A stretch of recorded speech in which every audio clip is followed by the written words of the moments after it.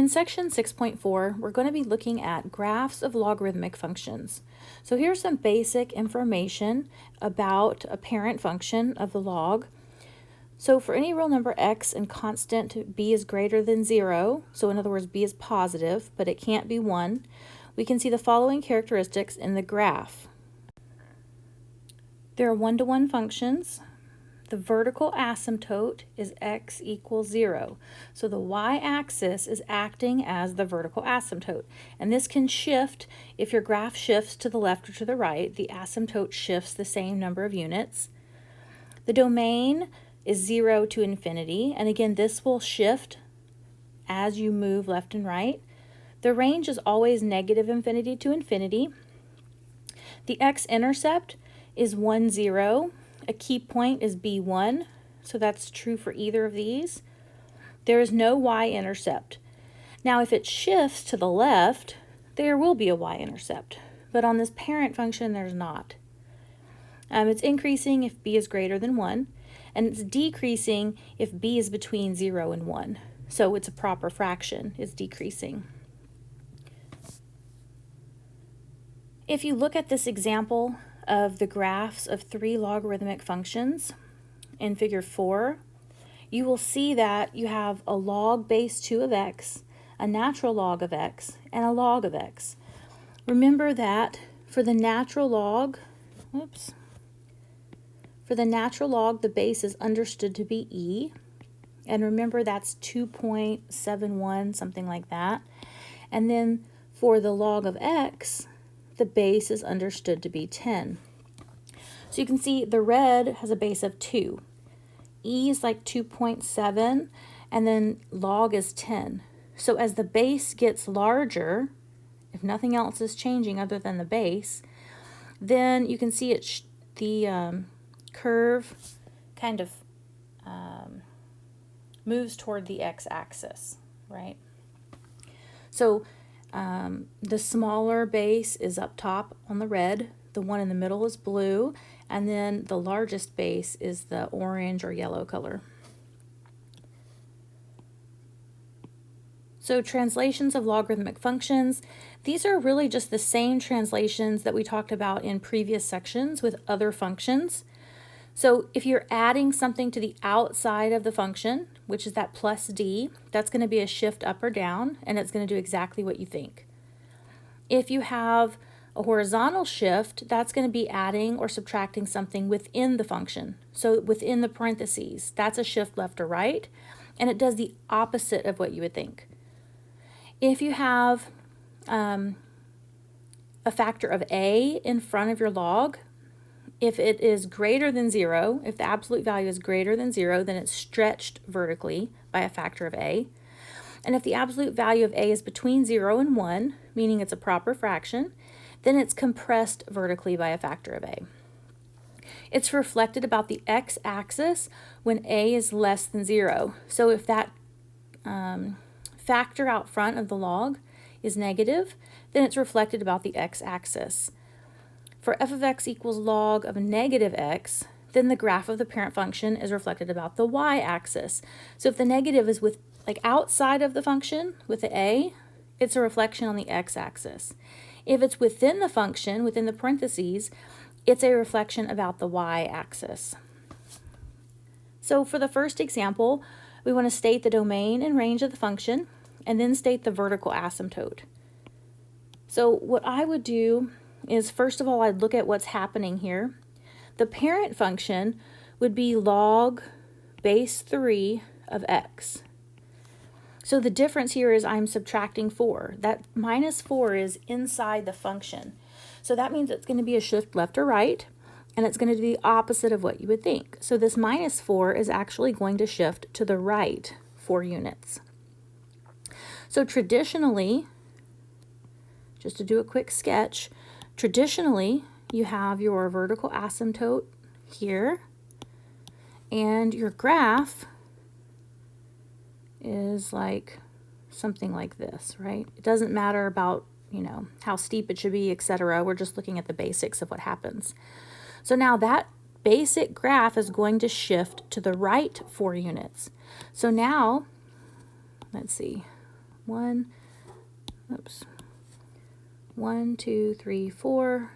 So now your asymptote is going to shift to the right 4 units, and your graph is going to shift to the right 4 units. Okay. So obviously, because it's a hand drawing, those graphs do not look the same. They should be the same, just shifted to the right. So that's what you're going to keep in mind when you're trying to state the domain and range, is where did it shift? Remember, for these logarithmic functions, the range never changes. The range is always negative infinity to infinity. So no thinking has to be done there. The domain, however, changes based on a shift left or right. This shifted to the right 4 units. The vertical asymptote is now x equals 4.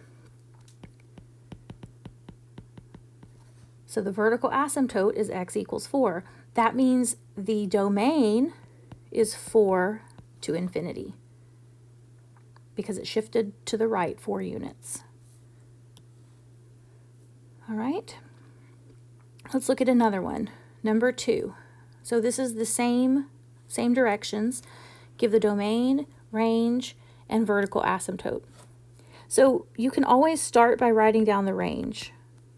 It's always, for a logarithmic function, will always be negative infinity to infinity. And then we can go back and fill in the domain and the vertical asymptote. If it helps, remember vertical asymptote is always x equals a number. So if you want to go ahead and write that down so that you don't forget that part, that would be a good idea. So our parent function is ln of x.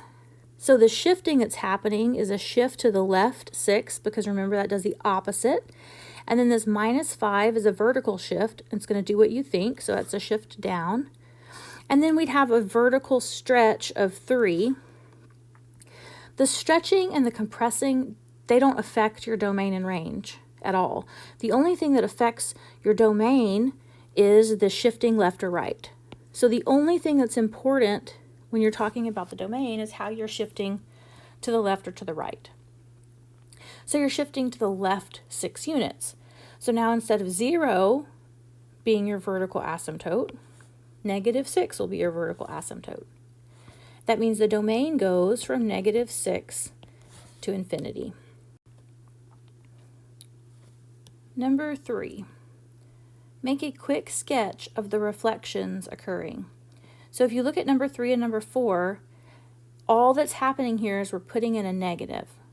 Okay, in number 3, it's within the function. It's a negative x. In number 4, it's outside of the function. It's a negative log of x. So traditionally, if I just had log of x, my graph would look like something like this, right? With the vertical asymptote here. The negative inside the parentheses means I need to flip it along the y-axis. So now my new graph will be this blue line, will be this blue line here, or I should say curve, not a line, a blue curve here. So this blue is the log of -x, where this red is just the log of x. So the negative being within the parentheses flips it over the y-axis. The negative being on the outside of the parentheses, so let's look at how that affects this.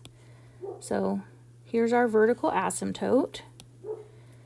We have our kind of traditional curve here, if this was just log of x, okay? But we have a negative log of x. And so what happens there is it flips it over the x-axis. It reflects over the x-axis. So now it will look like this. So negative log of x.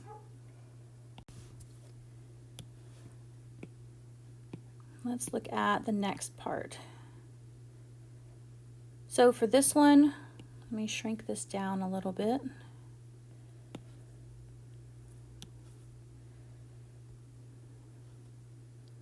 Okay, so for this one, I want to match the letter corresponding to the graph. to the functions listed in 5 through 9.